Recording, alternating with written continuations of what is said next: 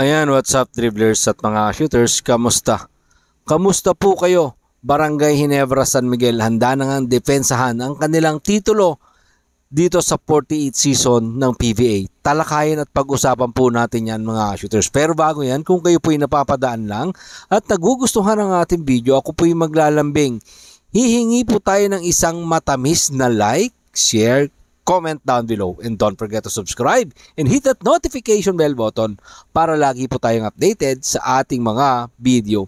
Mga shooters, eto nga pong Barangay Ginebra ang didepensa sa kanilang titulo at una nilang makakalaban itong Converge Fiverexers sa kanilang tapatan this coming Friday mga shooters, at susukatin ng Barangay Ginebra siyempre yung kanilang mga bagong player na naandyan.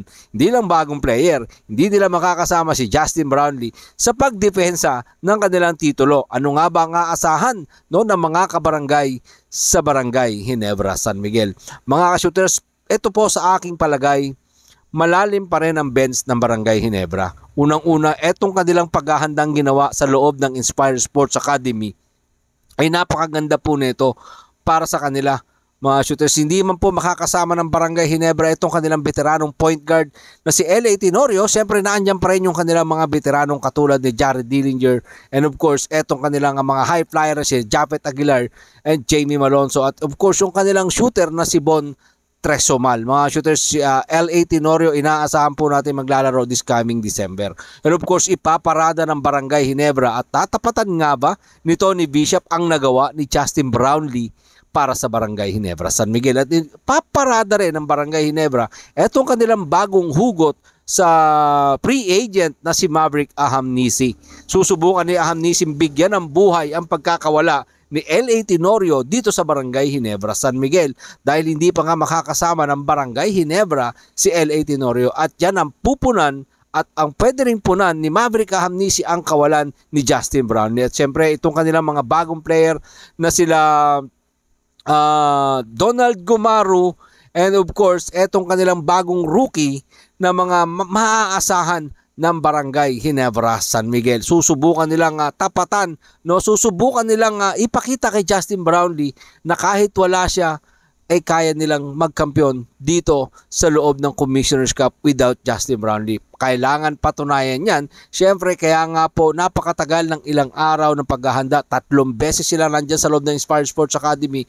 Kilala natin ang isang coach, Tim Cone, na talagang panagtrabaho, tatrabahuhin ang gusto niyang trabahuhin. Makuha lamang etong inaasam niyang kampyonatong muli dito sa Commissioner's Cup kasama si Scottie Thompson. Siyempre naandyan sila Stanley Fringle, of course yung kanyang mga matitikas na sina Raymond Aguilar, ang Lucky Charm, Raymond Aguilar, John Pinto, the defender, of course si Aljon Mariano na mga ka-shooters meron pang injury, and the bulldozer na si Christian Stan Hardinger, at siyempre si Bon Tresomal at ang veteranong Jared Dillinger kasama rin, at inaasahan na mga fans ng Barangay Ginebra na magpapakita ng gilas etong bagong hugot na si Maverick Ahamnisi, 'di ba? Susubukan nila Ralph Koo, Donald Gomaro na bigyan ng buhay ang Barangay Ginebra San Miguel. Well, malalim na malalim yung bench ng Barangay Ginebra mga ka-shooters, sa pagkakasama nandiyan pa sina Jamie Malonzo, siyempre yung mga veteranong katulad ni Jared Dillinger, hindi mo man maasahan na sa puntusan yan,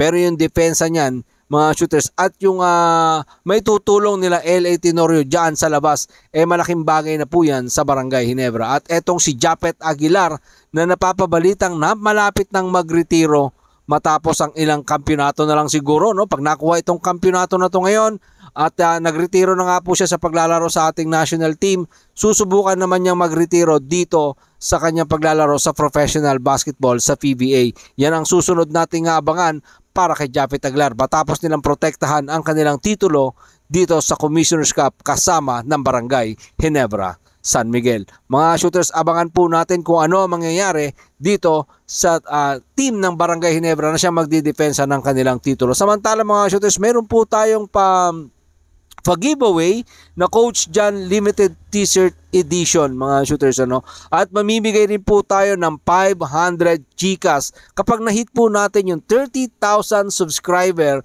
ng ating pong channel, at mamimigay rin po tayo ng brand new Spalding basketball indoor and outdoor mga shooters, at yan po ay bilang pasasalamat ng Coach Jan TV sa lahat ng mainit na sumusuporta sa ating YouTube channel, at aasahan ko po kayo mga shooters na makakasama ko hanggang dulo. Ito po ay gagawin po natin ng live mga shooters, no? Once na nakuha po natin yung 30,000 subscriber ng Coach Jan TV, bilang pasasalamat ibibigay po natin yung bagong Spalding Basketball 500 GCash, and of course yung Coach Jan limited t-shirt para po sa inyong mga tagapanood ng Coach Jan TV. Marami pong salamat sa inyong patuloy na suporta at panonood. Ingat and God bless everyone. Adjourn, patuloy ang ating laban Pilipinas. Puso